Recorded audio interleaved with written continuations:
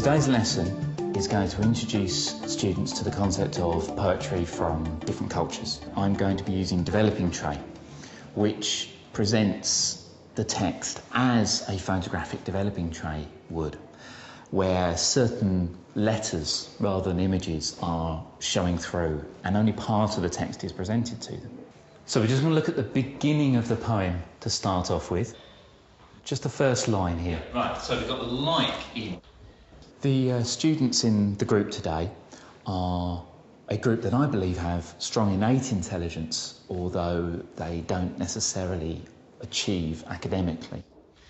In terms of data, they're very heavily D students in their predictions.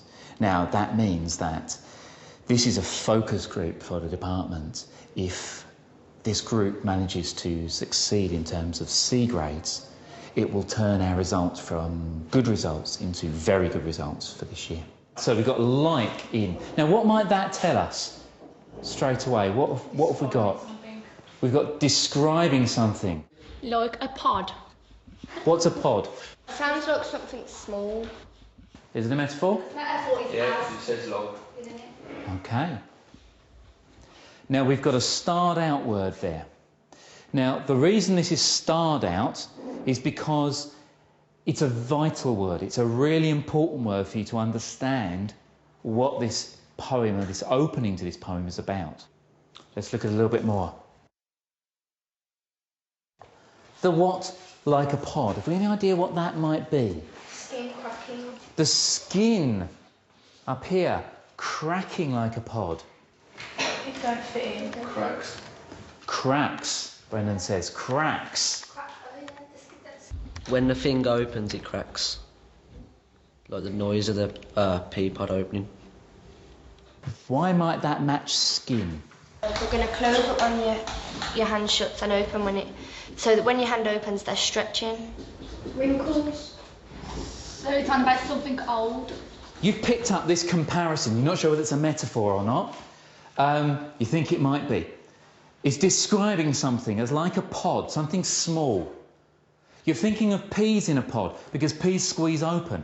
Now you think it might be the skin cracks like a pod. Well, Tom mentioned pods crack open to reveal what's inside, and that's making you think of your lines in your skin. The key skill to get students into a C grade for the reading part of the exam is the word insight, as opposed to understanding for a D grade. And I believe that developing trade gives them this insight into the text that they are studying. There never is enough. There never is enough. Good answer, yes. You often say, don't you, it's never enough, something. You know when we're saying like something old and something small, if it's like a holy person or writing this, it could be like someone old's about to die and something's going to relive small. That's a really interesting thing. Do you know what we call that idea when something old's about to die? And Reincarnation. is that the blessing of the poem? Reincarnation. Students using developing tray develop their thinking skills and their team skills, their cooperation, and learn from each other as well. It requires analysis, it requires prediction, so it takes you right up and down the taxonomy of thinking skills. And the skin cracks like a pod. There never is enough. Tom? So you know the star word? Yes. Because it's talking about, if you're on about like skin cracking and there's going to be wrinkles and old people, then they ain't got moisturised skin. So could that be something to do with water? Could it be? Because if the skin's cracking, it's not moist enough. We're looking for moist skin. Are we looking for water here as part of it? When babies are born, they have dry hands and that. So does that go back to our reincarnation idea? Okay. It could be an old mug. An old mug, okay, is our old mug. Okay, so shall we check it through? We haven't looked at it yet. Remember, you started from virtually nothing. You've now got a complete text. You think this is a poem called Blessing, which says, the skin cracks like a pod, there never is enough water. Imagine the deep of it, the small splash, ache as an old mug, the voice of a kindly God. Let's have a little look and see what we've come up with. The skin cracks like a pod. Excellent, dead right. There never is enough. And you've got the starred word, water. Well done, Tom. Imagine, it's not the deep of it, but we've got to imagine the something of it, the small splash, not ache. We've got the mug right, though. It's the voice of a kindly God. Now, it's imagine the something of it, the small splash, something about a mug. Imagine the damp of it because there's not enough moisture. Imagine the damp of it, there's not enough moisture. Connie? Small splash, echo, because splash is echo. Ah, echo. We're using some sound now, aren't we? What about next line? Car? Inner. In a. Are you thinking this line runs on? Echo in a something mug. In a new mug? A big mug? No. Big? Because big things like echo. Because it'll make more of an echo, OK? Echo in a big mug. Let's have a look and see how you've done with these things here. Imagine the, not damp of it, good idea, but it doesn't quite fit. The small splash. Echo, excellent. Echo in a, not big mug. You've got an eye. Is it in a tin mug? In a tin mug. Now, what made you say a tin mug there, Jake? Because it might echo in a tin mug because there's the metal. Excellent answer, yes. Echo, because tin will make it echo. So, would that be drop? The drop of it. Let's see if you've got it right. Or not drop. It's very, very close. Yeah, That means that it's just going to drip if there's not enough. not enough water, just a drip, only a small amount. And there you go. Exactly right. Now, what I want us to do is to just think, where are we? What's going on? Why is there never enough water? Why are we imagining the drip of the water? Any ideas? Jake? So it could be about a poor country like that doesn't have no water, and like when they have water, it's like God giving them life. That drip of water might just be a blessing because it's a little bit of water, but it's better than nothing. Is it like, because it says echo in a tin mug, like they're shouting and it's just echoing back to them and no one else can hear them? It could show that, like, they get a drip of water and they see it as a blessing, whereas we take things for granted. We certainly do take water for granted, don't we? When it says imagine the drip of it, so if there wasn't a hot country and everything, so they'd be really like hungry and thirsty, so they'd sit there imagining it, imagine the drip of water in their mouth or something. Absolutely. What might you imagine in the way they imagine water? Like it's heaven. Like it's heaven to you. I'm going to ask you to write the next few lines. Think of what's in the poem. Think of what you've picked out of the poem. What comes next? Some person that is, like, thirsty, like, ain't got no water, so they could have, like, a dry whisper in their throat. Yeah. OK, so you've got a line here, but then suddenly turns. The voice is not so kindly.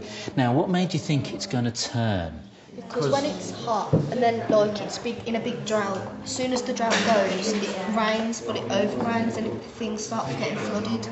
Ah, so we're going too much water. What was the last word? The voice of a kindly God. The students are constructing, creating their own section to the poem to demonstrate what they have learnt and analysed from within the poem. So come on, both of you over here. One pair are typing in their constructed version of the next stanza of the poem, and the rest of the class are going through it on developing tray, seeing if they can reconstruct what their classmates have put together. Touch. Touch my child, for the reference to my... What about touching my child? So why did you choose to say it is so hard? It was like a mother talking, saying that it's too hard for her even to touch her own child because of like her skin and it's too rough.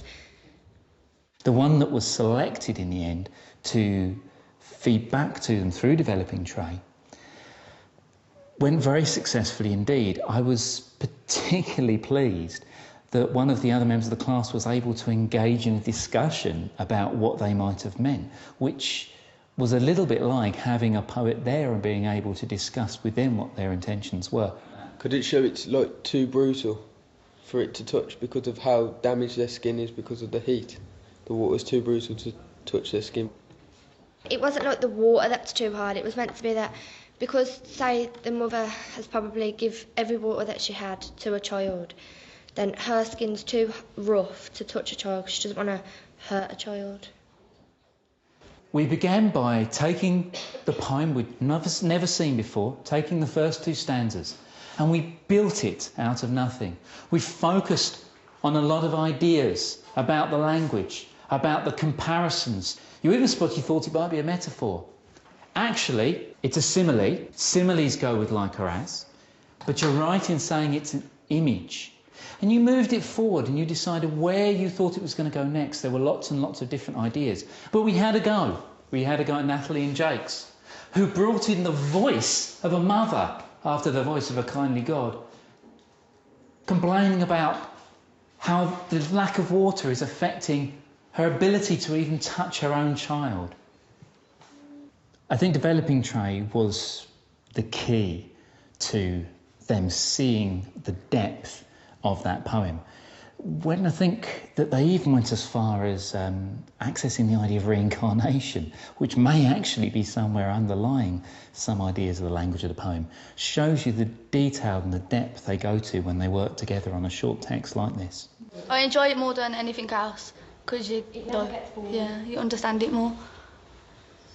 Other lessons you just used to just sitting there just like being staring into space, but this it's more like better.